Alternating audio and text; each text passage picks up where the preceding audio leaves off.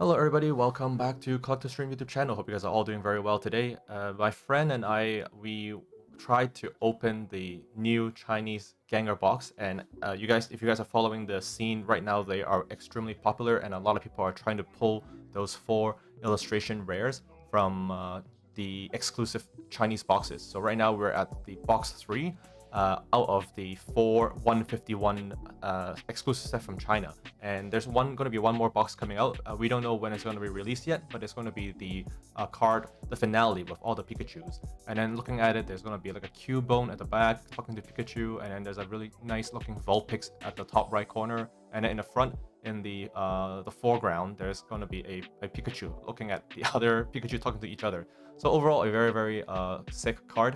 But my personal favorite is the card that my friend Clem had pulled yesterday, and it is the Pikachu, looking a little bit surprised, and then we have the Gengar behind the back of the tree, kind of lurking around in the shadows.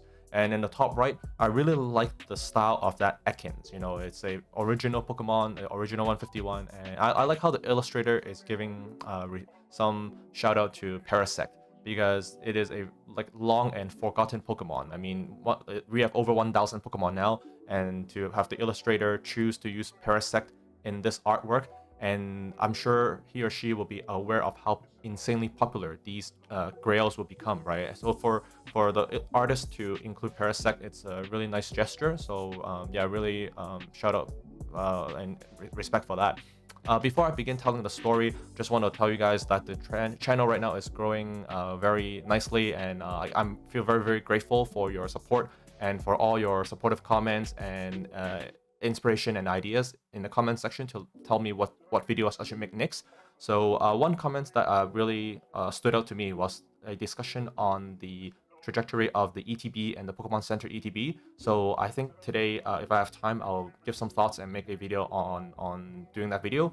But as you can see, the production for making a video is quite time consuming, and I have a lot of fun making it, but I also want you guys to enjoy the content that I make. So if you guys haven't subscribed already, please consider doing so and hitting the bell icon so you don't miss any more video, because we are going to be giving away a beautiful Paldea Evolve booster box once we hit 2,000 subscribers. So this is the prize that we'll be spinning for, and it's going to be the really sought after Paldea Evolve, and I personally think there's a immense growth potential for this box. So as long as you don't open it, and it's going to be very tough to pull the Magikarp anyway, so if you just keep it sealed in a case fresh condition such as this one, then there's no telling how high this set can appreciate in the future. So yeah, please consider subscribing. If you guys are not on the list already, just check the video description to make sure you guys are already enlisted for the next spin.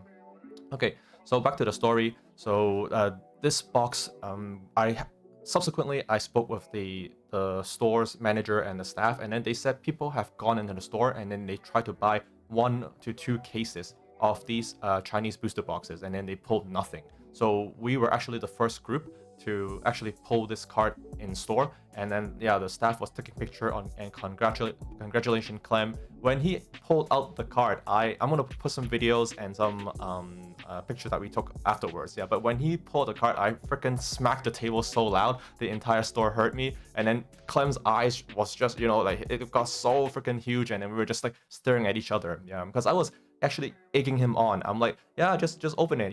There's gonna be a Gengar Pikachu in there. It's bound to happen. Just do it. And then there were around 9 to 10 boxes left in the shelf, and he handpicked. He said he picked the 3rd box from the front, so he didn't go for the first box. He went for the 3rd box, and he handpicked only 1 box, and then he pulled this thing, and then it's insane because I had a look opening the flap and check out the pull rate for the box, and it's only 0.7% chance of getting the SR or greater, the ultra rare, that tier, right? And to be able to pull this card from 1 box and handpick that, that's a story for the ages, right? So yeah, congratulations once again to Clem, and I really enjoyed the day and the day out, and I couldn't believe it because I was just Clem was saying, oh, I'm gonna I'm gonna show you a magic trick on how to vaporize my money. And then I was like, yeah, no, it's gonna happen, don't worry. And then he pulled it, and then we were just laughing our heads off. Yeah. So again, that's all part of the hobby and pulling something really great. And yeah, I thought about it. Should I? Is there gonna be 2 Gengars within that stacks of boxes? And then I told myself to be sensible and reasonable, because once he picked that, I think the pond is dry by then, so there's no point to buy more boxes to try it. Yeah, but I do want this card, but it's $2,800 raw right now, and I think in the future this card might be able to rival the Sun and Moon Gengar Mimikyu. I honestly believe that, because of the cameos from Ekans and just the style of the moonlight. It's just so cool. Yeah. And another point that I want to make is there's 4 exclusive cards from the Chinese set, and this one is the only one that stands out if you look at all the other cards. Maybe I can quickly go here. Yeah, if you look at the Flying Pikachu, they have the Oddish and the Mew at the back. So Mew is a really, really nice cameo, and then it has a Pidgey at the back. So the Flying Pikachu, I already know some friends that have hammed into the first one, because maybe the rationale is the first exclusive card from that set. And it's like the Pikachu is so prominent and happy, jumping out, and really, really cool artwork. And then it's got the Mew, so yeah, it's got good potential. Then the second one, all of them are so cute, and then they also have really nice cameos from the original. So you have the Dragon Knight at the back. I think if it was carrying the pouch that it uses to make deliveries, that will really elevate the collectability of the card. But I mean, just having him in the background is already really cool. Then you have Jigglypuff, missing a microphone, but it's still pretty cool. And then you have a Psyduck just sleeping there. So the artwork is really, really amazing, and people are starting to pick up on the fact that English and Japanese don't have these cards, right? So if you have a set in PSA 10, it's gonna be worth a lot of money later on. So moving on, back to the Gengar now. The Gengar is the only one that stands out. Look at the Poncho Pikachu with the Mega Charizard, the one with Pikachu making the special pose. That one is the most expensive out of the 6 cards, and I think it's a deliberate decision by the Pokemon Company to, out of the 6 cards, one of them stands out. This one, you could make the argument that it's the only one with a unique color theme compared to the other 3. Time will tell whether or not it will be the most best performing card out of the 4, but I would be happy to put money on this card because it also has Gengar. So looking back at the other 2 cards, Mew is pretty great, Dragonite is pretty great, but then there's no hiding around the fact that Gengar is one of the best, up there with Charizard and Umbreon as the most popular and most expensive Pokemon card, right? So that is a Gengar Pikachu. So let that sink in. It's a Gengar Pikachu, and it's exclusive, and it's also hard to grade in Chinese, the version. So yeah, you be the judge whether or not you want to enter.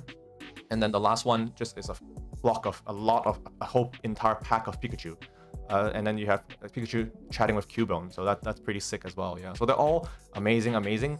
But it also, the cruel fact is, a lot of people, including myself, I cannot justify paying $2,000-$3,000 for a raw card right now. So, and then I also don't want to be spending thousands gambling my money away to pull the cards. So let me know in the comments, like, do you guys are you guys ripping these packs, or are you just kind of watching the YouTubers kind of rip it and hitting nothing, hitting duds basically? Let me know, yeah, and if you guys have to make a prediction on which of the 4 will be the best performing, which one will it be, and if you guys have to collect only one, which one will it be? Yeah, so as it's very telling, when you guys think about these Pokemon discussion, a lot of the time your brainstorming ideas can actually come to fruition, and it can become the state of the market in the future. Yeah, so but for me, I like the Gengar one the best, I think. I'll if I have to put them in sequence, Gengar Pikachu number 1, I will do the Psyduck number 2, because I'm a sucker for Psyduck and Dragonite, and then it will be a tie between 3rd place will be like the Pikachu and the Flying Pikachu. It can go either way, yeah, honestly. Yeah, the Flying Pikachu has the Mew, so that's pretty cool, and it has a singular Pikachu. But then, yeah, do you want quality versus quantity? Do you want like a lot of Pikachus, or you just want one of them, right? Yeah. So it's appealing for a lot of people. So I think the good thing is none of the artwork is weak. If you try to think about it, all of them are really strong, but some is a tad stronger. And again, like for the uniqueness, I'll go for the Gengar. Yeah. So looking at the time, it's already 10-minute mark. Is there anything else I want to cover in this video? I did want to talk about whether or not it's worthwhile to buy the Chinese seal box and sit on them. And my decision is I am not going to be entering the Chinese boxes. I would rather spend the money and save up the money to get these in PSA 10. Because the reason being, these Chinese boxes, the pull race is just really tough, and you're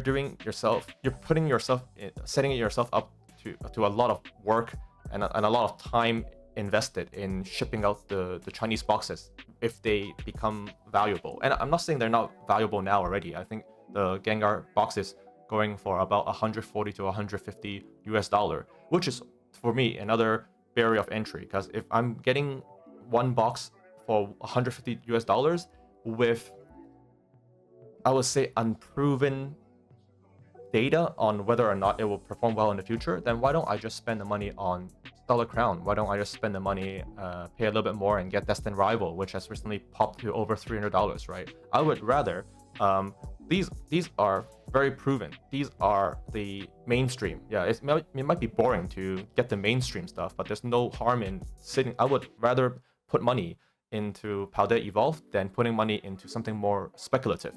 Right now, these are still speculative. If you come back in a year or two and the pricing have stabilized, and then those Chinese boxes become really collectible, such as the Japanese EV Heroes, then yeah, sure, then we can make the argument that let's jump in and buy some. But at this point, I'm still standing back and observing the Chinese market.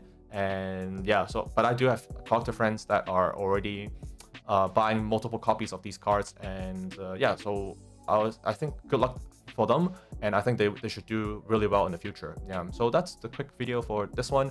If you guys enjoy the content, please like and subscribe, and I hope that we can hit 2,000 subscribers soon so we can do the next giveaway.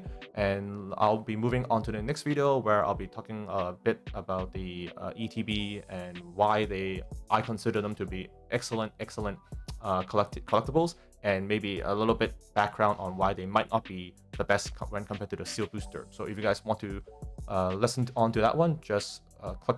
I'll release the next video soon. So I'll see you guys in the next one then. Okay, bye bye. Take care.